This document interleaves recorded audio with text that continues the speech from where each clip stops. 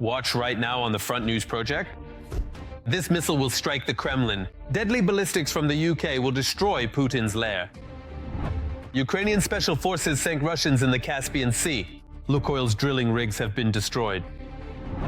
And also a severe blackout in Belgorod. This is a rehearsal for Moscow. The armed forces are definitely ready. Fiery, hot and blazing footage from the front lines. Watch right now.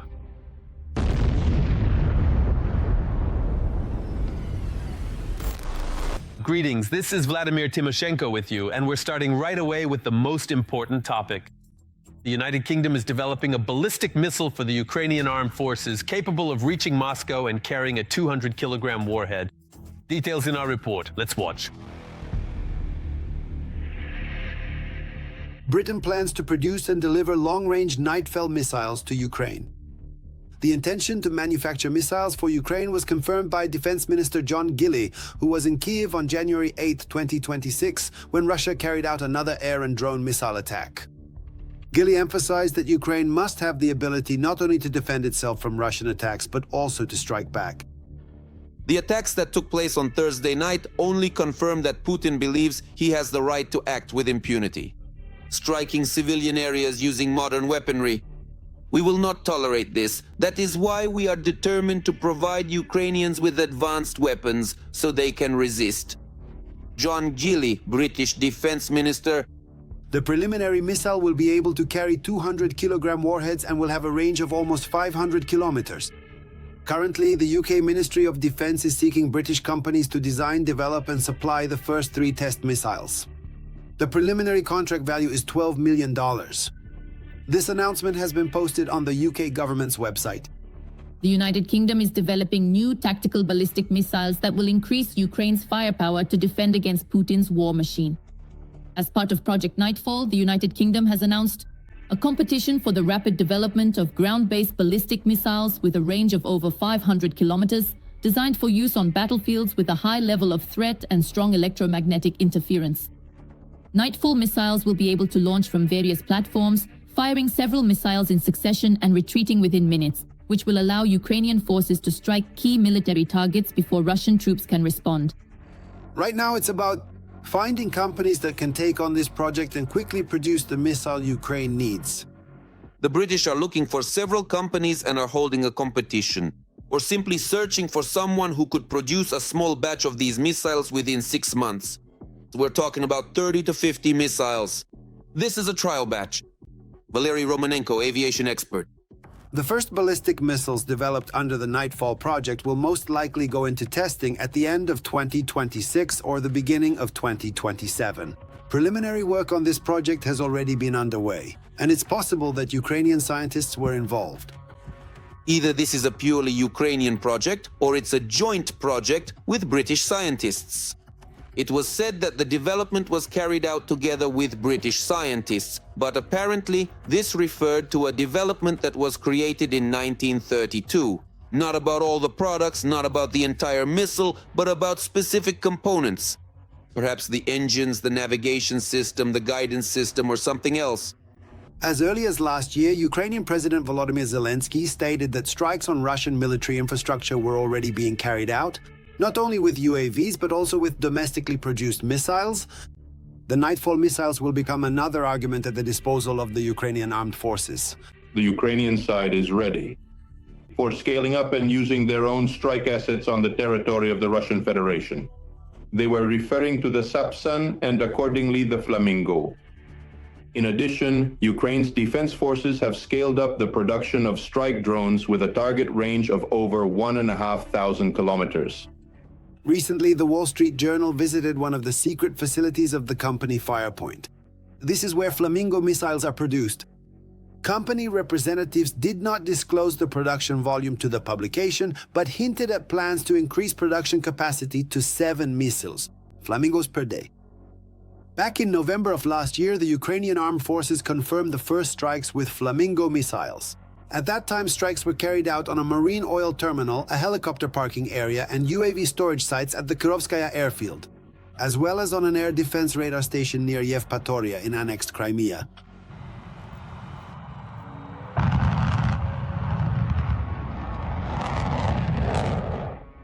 It took the company just over a year for the threats about the Flamingo to turn into real action. The Nightfall missile project from the British government could become a reality much sooner, and the presence of another long-range missile in the arsenal will be a significant argument both on the battlefield and at the negotiating table for the Ukrainian Armed Forces. Then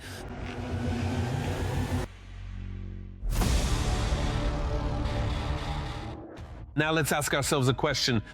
What exactly is the notorious Oreshnik that Putin recently launched at Ukraine for the second time? It has become known what the infamous Putin scare missile is made of. The parts of the Oreshnik that fell into the hands of Ukrainian engineers show that things are actually quite grim for Putin himself. Soviet components in the Oreshnik are not a meme, but a reality. Want more details? Here you go. It was being prepared for launch for an entire year, but its second use turned out to be even more of a failure than the previous one. The strike with the Oreshnik in the Lviv region is revealing more and more details, all of which demonstrate the complete failure of the Russian missile program. Experts note that the missile that struck the Lviv region, on January 8th, it was assembled from several old Soviet ones. It is not a new project by Russian engineers, but simply a banal modernization of intercontinental ballistic missiles created back in the USSR.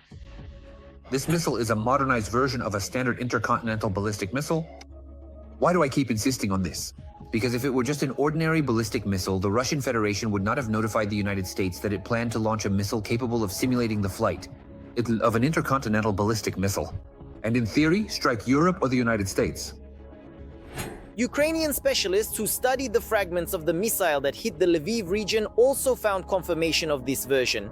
Amid the pile of scrap metal, a good portion of the surviving parts were made in the Soviet Union, as indicated by the corresponding markings.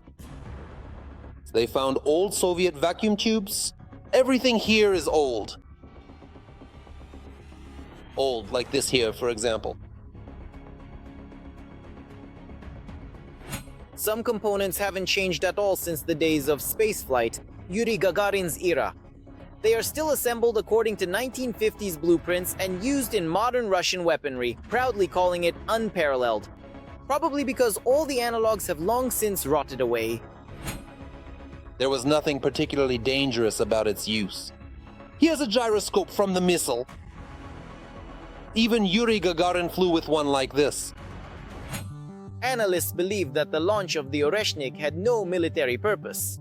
The missile, without a warhead, was deliberately sent closer to the EU borders, with a hint that supposedly, oh, we could strike you too. However, even here Putin's general staff miscalculated, showing that in no way such stability cannot be said about the launch of the Oreshnik. The first time they did it over Dnipro, the second time over Lviv. So if they failed over Dnipro, then over Lviv they completely embarrassed themselves. Because again, it should be noted that anyone who closely watched the submunitions approaching the target point saw a completely different angle and a completely different distribution of these warheads. In other words, we're saying that the second attempt to use this missile was also unsuccessful. Speaking of the uneven dispersal of submunitions, it's worth recalling the issue of accuracy. Accuracy is also unknown to the operator. The Russian Federation's claim of a strike on a gas storage facility in the Lviv region was not confirmed. The so-called miracle weapon simply missed. This is not a precision weapon. It hasn't been fully developed yet. The project was closed in 2018 because the Iskander-K and Iskander-M missiles, caliber Castor 1, they would cause much more destruction than the meteor shower called Oreshnik. This is a meteor shower. It's just that these blanks crash into the ground at high speed. But we shouldn't forget that Oreshnik can also be equipped with a nuclear warhead, in which case accuracy doesn't matter much. However, if that were to happen, the political consequences for Putin would be catastrophic.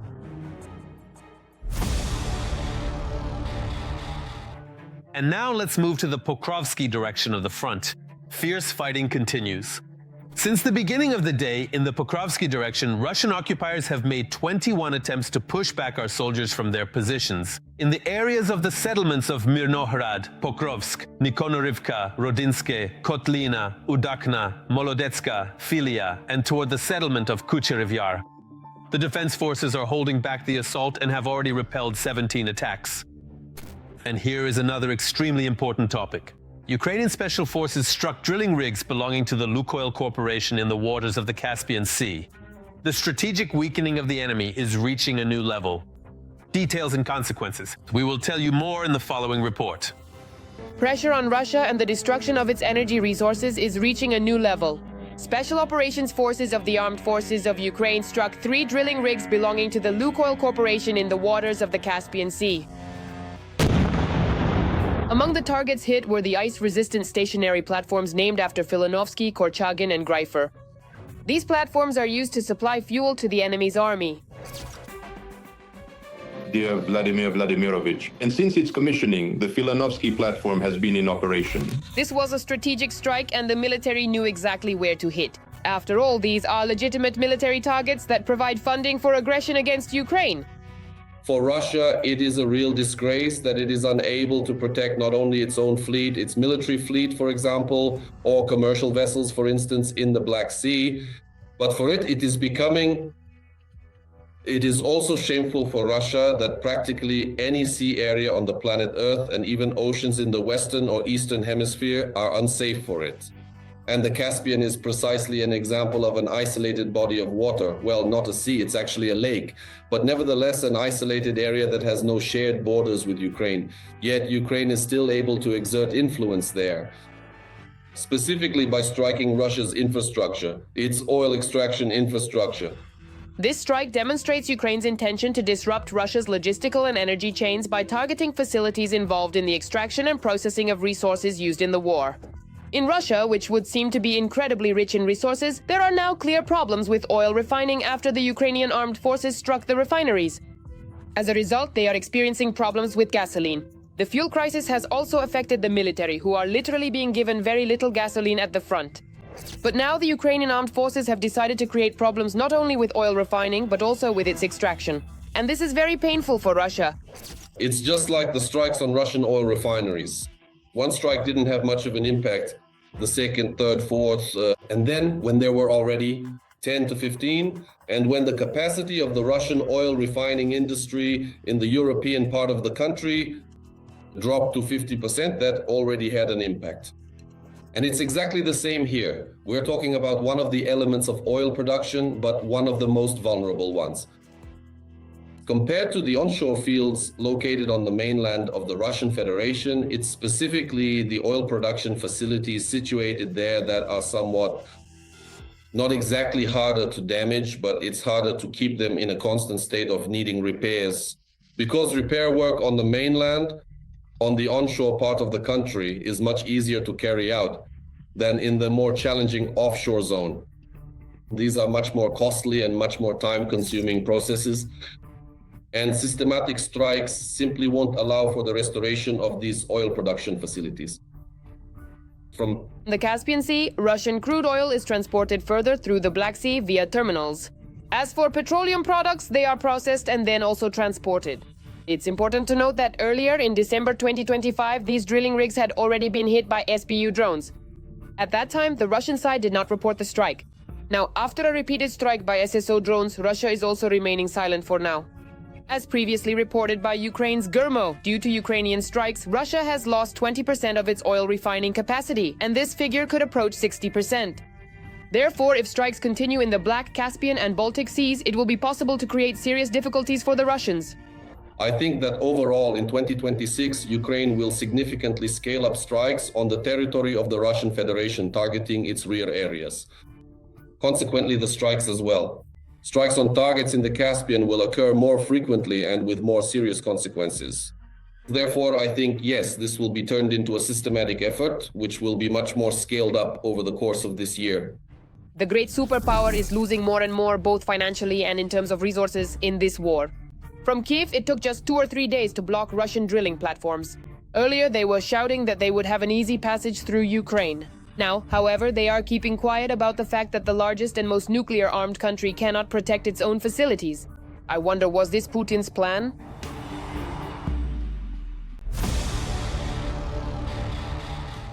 Now let's analyze the situation on the Konstantinovka front line.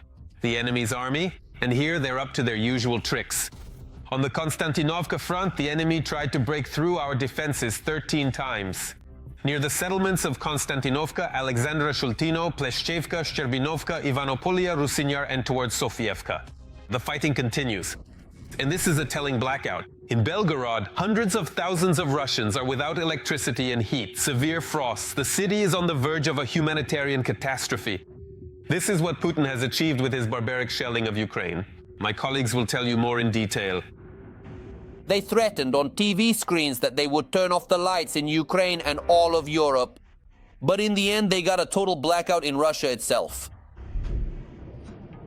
Damn.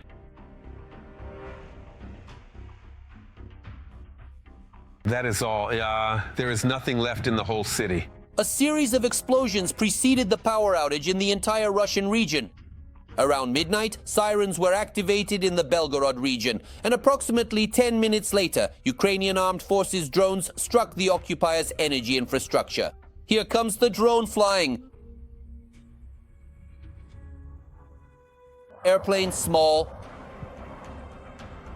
and went down.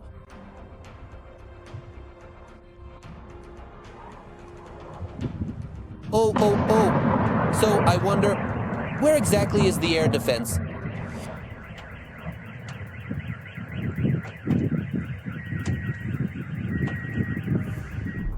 The Oreshnik thermal power plant was hit, and so be it. The regional authorities have not officially confirmed this information, but videos posted online show significant destruction at the thermal power plant as a result of another successful nighttime missile strike on the Russian Federation. The entire Belgorod region found itself on the brink of a humanitarian catastrophe. Hello, dear friends. Unfortunately, today is not a good one at all. Morning. Even if reluctantly, the governor of Belgorod region had to admit that the region is facing serious problems. The numbers, cheerfully reported by Gladkov, are shocking. Nothing like this has happened in modern Russian history before. We have 556,000 people without electricity in 6 municipalities. But Gladkov himself doesn't seem to have any problems with electricity. In the background, all the lights are on in the governor's office.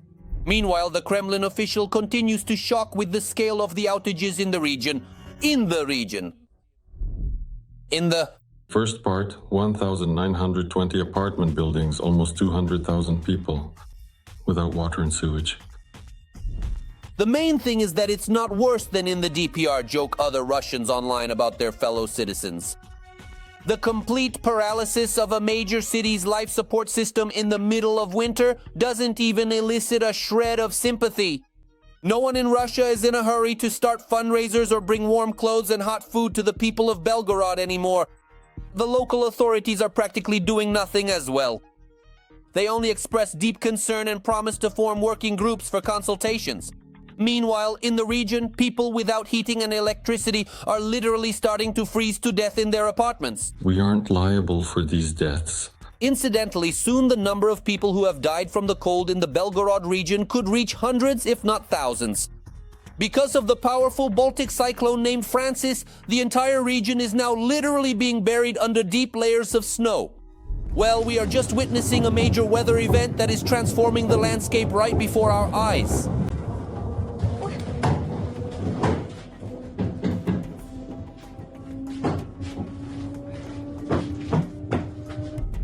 Snowdrifts of 65 centimeters and higher are expected in Russian cities. A blizzard is raging and traffic on the highways is severely hampered. In such conditions, without electricity, water, or heat, Belgorod is on the verge of freezing and dying out. The Belgorod region is truly facing very serious humanitarian challenges in terms of energy, heating, and electricity, and everything else as well. Of course, the region has never experienced anything like this before, and this is a serious situation. A Belgorod blogger does not rule out that a partial evacuation may begin in the region. Many residents are already trying to flee the powerless, ice and snow-covered frontline city. However, due to the blackout, it is extremely difficult to do so. All the gasoline at gas stations in the region is running out. Drivers are lining up in huge queues for fuel, at least for their generators.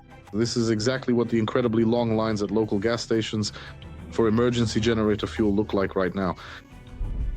Gas stations are only selling 5 liters per person. To get out of snowbound Belgorod, that's not enough. And yes, a generator won't even last until morning on that amount of fuel. How will Russians without power keep warm? That's a big question. It seems the city really is on the brink of a humanitarian disaster. The blame for this lies personally with Putin, who started the war in Ukraine and keeps shelling our peaceful cities. Now, thanks to the retaliatory actions of the Ukrainian Armed Forces, Russians can fully experience all these delights themselves.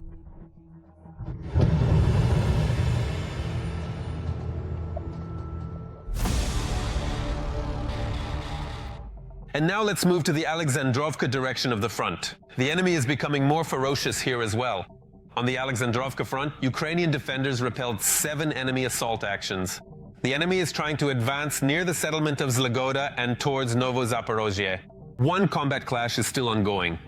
Not only oil refineries, but also defense factories. The Ukrainian armed forces are expanding the list of Russian military targets and delivering painful strikes on strategic enterprises. How do Ukrainian deep strikes affect the course of the war, and do attacks on Russia really reduce its potential for massive assaults? We'll explain in this report. Oil refineries. Wait, were you actually filming this entire scene just now? Or not? Logistics, warehouses, and defense enterprises. All of these are legitimate military targets for strikes by Ukraine's defense forces. And each of these strikes demonstrates not only that the Ukrainian armed forces have a long reach, but also serves a simple yet very important goal: weakening Russia's military potential. Until autumn, before a certain pause, things weren't that bad.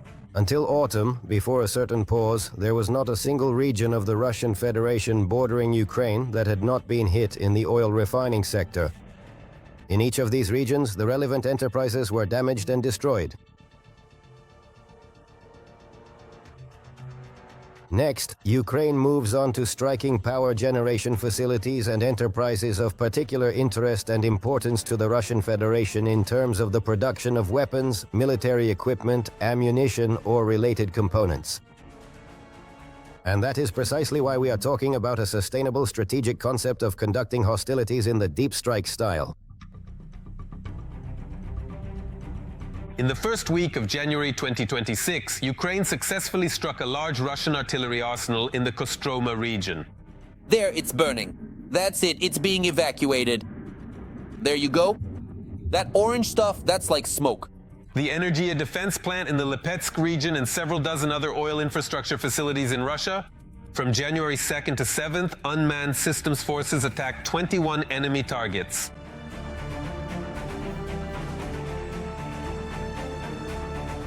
These attacks are not random. They are part of a strategy to put pressure on military infrastructure and the deep rear of the Russian Federation.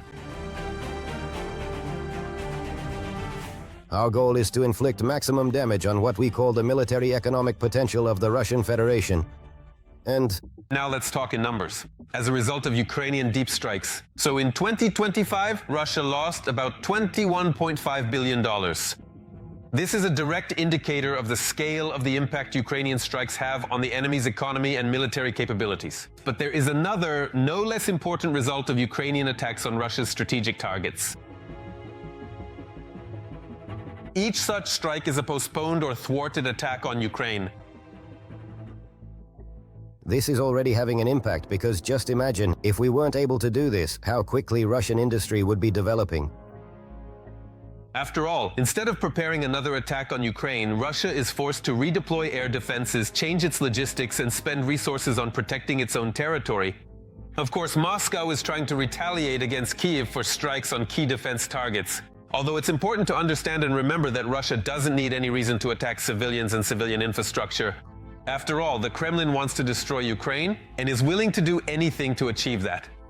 The Russian state machine has already reached the point where they physically cannot end this war. For them, that would be a catastrophe. That's why they will fight until the last soldier. They will fight until the last plane as long as they have the resources to do so. But when, let's say, internal problems, the lack of salaries, the absence of any provision for the social needs of the population come to the forefront, then Russia will simply, as they say, exhaust its resources and won't be able to continue the war. And that's what we're striving for. This is exactly what I want to draw your attention to. This is our strategic goal, which we are trying to achieve by striking Russian territory. And while Ukraine adheres to the strategy of weakening Russia's military potential, Russia itself is sparing no expense. And for attacks, it is using more expensive and rare means, such as the Oreshnik, which the Russian Federation used to strike Lviv on the night of January 9th.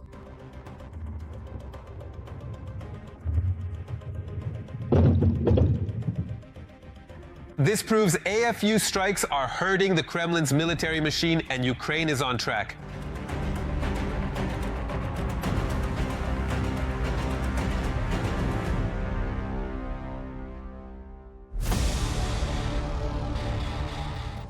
And now an analysis of the situation on the Huliaipol front. The bloody rampage of the enemy's army continues. And here, on the Huliaipol front, there were 24 combat clashes in the areas of Huliaipol and towards Yeleno-Kostiantynivka and Varvarivka. In some locations, the fighting is still ongoing. Verkhnaya Tersa, Barvinovka, and Lyubitskaya were hit by airstrikes with glide bombs. Iran is burning. Russia's main partner and arms supplier is engulfed in protests against the Islamist dictatorship. How are events unfolding, and how does this affect Russia's war against Ukraine? More on this coming up. Hundreds of thousands of people are taking to the streets in response to the largest anti-government protests in recent years. The Iranian authorities are tightening the screws more and more.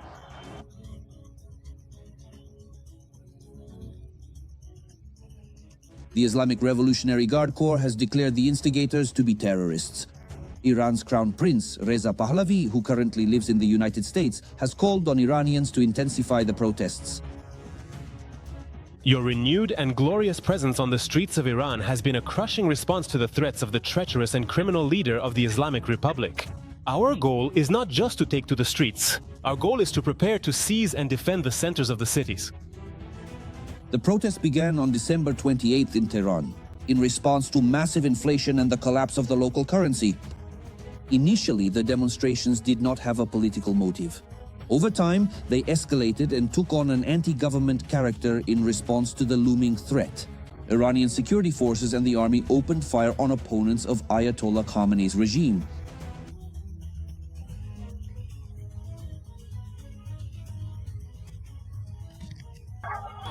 At this point, there are reports of both casualties and injuries among protesters as well as government forces.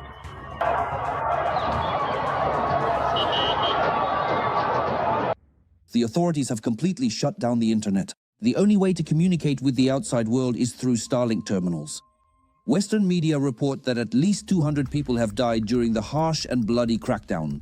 State media controlled by Khamenei's regime report more than 2,000 people arrested in Iranian cities.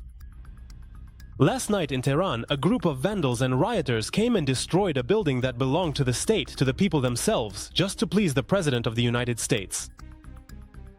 The President of the United States is adding fuel to the fire in Iran. Since the protest began, Donald Trump has threatened several times to intervene if the Ayatollah regime starts a bloody massacre in the streets of Iran. Iran, perhaps more than ever before, is striving for freedom. The United States is ready to help. According to the American press, the White House has already discussed possible targets for attacks on Iranian territory.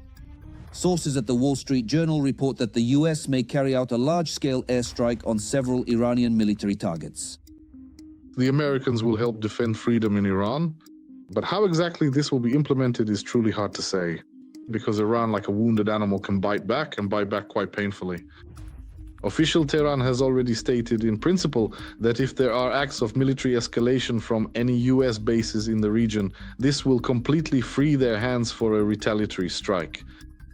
In the event that the protesters, with or without the help of the US, do achieve their goal and the regime of religious fanatics falls, the Russian dictator, following Assad and Maduro, will lose yet another bloody and authoritarian ally. In the event of a significant and sustained weakening of the current regime in Iran, and in the event of continued internal destabilization within that nation.